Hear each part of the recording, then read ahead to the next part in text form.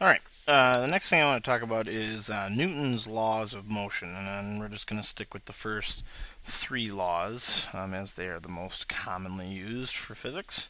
Um, so taking a look here at the first slide that I've got up here on the screen, Newton's first law says an object at rest will remain at rest, and an object uh, in motion will remain in motion unless acted upon by an unbalanced force. Now, you've probably heard this before.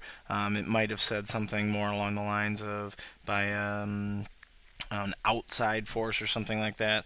However, I like to use unbalanced, especially in classes, because once we start drawing force diagrams or free body diagrams, it's really important to understand that if the forces that are acting along a certain direction do not cancel, if they're not balanced, then we end up with a circumstance where an object is accelerating. So I like to use unbalanced as opposed to outside force, just for that fact alone.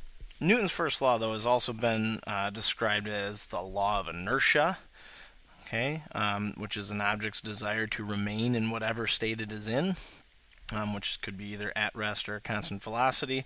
That's also sometimes described as equilibrium, because in order to be at rest or at a constant velocity, the forces that are acting on you must be balanced. And again, once we start, getting into more and more of the actual problems and stuff, we'll make sure that we can figure out those forces. So right here it says if an object moves with constant velocity, no force is required to maintain the motion.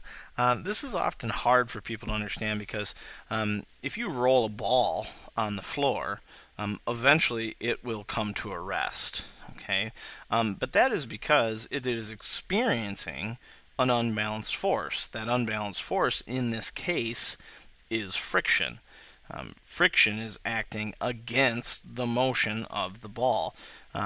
But let's say we had a perfectly frictionless surface. Once I get the ball going, once it originally leaves my hand, it will continue to move at the velocity that I gave it forever and ever and ever until it runs into something, which would be providing an unbalanced force. So, not an easy thing to see in everyday life, but theoretically it is possible. Okay. And at the bottom of the slide here, it says what causes a change in velocity. It's important in this unit that you understand that forces can cause a change in velocity, but technically it needs to be an unbalanced force. Therefore, the force that causes an object to accelerate is, and I use this sometimes just for laughs, an FU, an unbalanced force. It's not a new type of force, it's just when two forces that are opposing each other don't cancel, then you have an FU, an unbalanced force. And oddly enough, my initials are MA, so this is FUMA. But this is the unbalanced force is equal to the mass times the acceleration, which actually ends up being Newton's second law, which we haven't talked about yet. I think this is a pretty funny picture describing inertia. It says your truck has brakes, the massive hunk of stone doesn't. So what you can see here is that maybe the truck did stop, but this particular object wants to remain in motion. Okay, so therefore it just goes through the front end of the truck. I put on here a little clip. It's from Wayne's World. We'll see here if we click it if it runs right. And this is a good explanation of Newton's first law as well.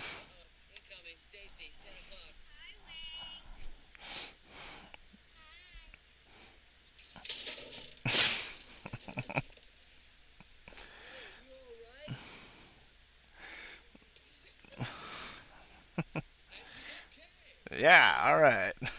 Alright, so in case you don't quite understand exactly how that is showing you inertia, you'll notice that in the video her bike runs into the car and yet she continues to fly over the car.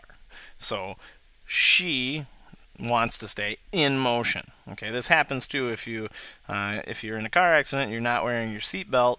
This is why they tell you to wear your seatbelt, because your car might stop and you might not. Okay, so that's the first law. Okay. We're going to skip and talk about the third law real quick.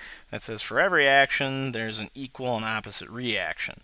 And I have some demos, and I'll go through some of those demos in class with you guys. But what you do need to understand is that this is a very literal law. If you punch a wall, the force at which your fist applies to the wall is the same as the wall applies to you, which is oftentimes why you end up hurting yourself if you do that kind of thing. So don't do that.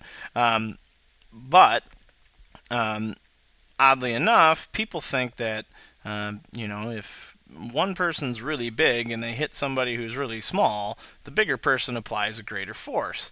And that's just not true. When the forces between the two, the force that the fist applies to the other person's face is exactly the same as their face applies to your fist. Whether or not the person is bigger or not can dictate which one accelerates back faster.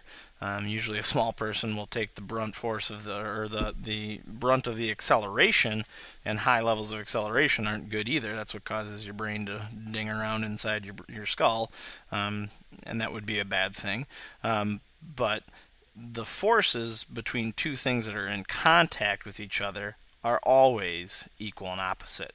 Okay, and again, we'll do some of these demos in class. This is kind of an example of the third law in motion. And we're going to get this forward here. So he's going to jump on this tube.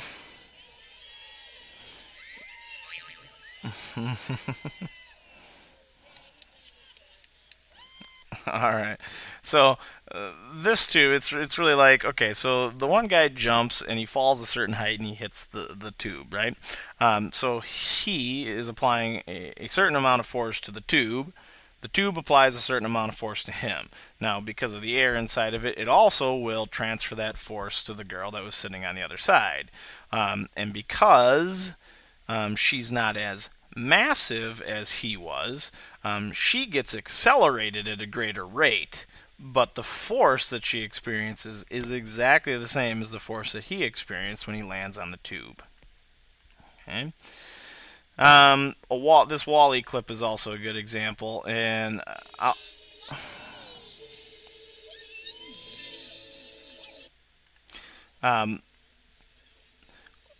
you're going to see how the third law here applies in just a second, because, well, he just got some action.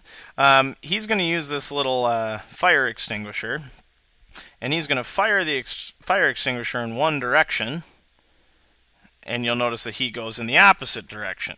So again, for every action, there's an equal and opposite reaction. He shoots it one direction, he goes the other direction. Okay, so this continues. Alright, so let's move on from that. Okay. Newton's second law, last one that I have to talk about here. I've got some different symbols here for this one. This is the Greek letter sigma. Okay, in math class it often means sum. So this means the sum of the forces is equal to the mass of the object times its acceleration.